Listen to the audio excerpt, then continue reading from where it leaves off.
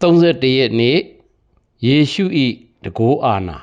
ရှင်လုကာခရစ်ဝင်ကျမ်းအခန်းကြီး20ခန်းငယ်1မှ26အထိဒီမှာဒီလိုပြောဖို့အခွင့်ခမည်းကိုဘယ်သူကပေးထားတာလဲယောဟန်ရေးဆေးပေးတာကရော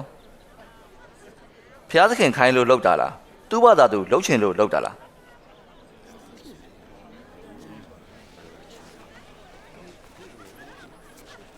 ဘယ်လိုပြင်ကောင်းမလဲဖျားခိုင်းတာလို့ဖြေလိုက်ရင်ယောဟန်ကိုမယုံဘူးလားလို့မင်းနေဦးမေသူ့ဘာသာသူလောက်တာလို့ဖြေရင်လေသူ့ကိုဖျားလို့တမတ်ထားတော့ခဲနဲ့ဝိုင်းပေါက်ကြမှာပေါ့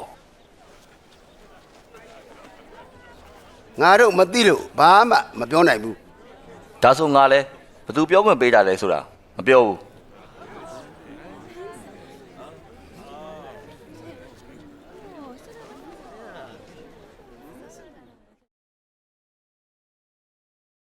နံပါတ်1ယေရှုကသူ၏အခွင့်အာဏာကိုဘယ်လိုဖော်ပြသလဲနံပါတ်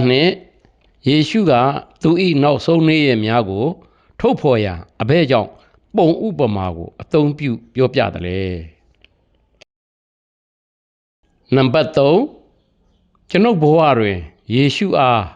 မြည်သည့်အခွင့်အာဏာကိုပေးအပ်ခဲ့သလဲနံပါတ်4ငါသည်အဘယ်နေရာမှာဖျားသခင်ထံ၌စက္ကပ်အနှံ့ခြင်းမပြုသလဲ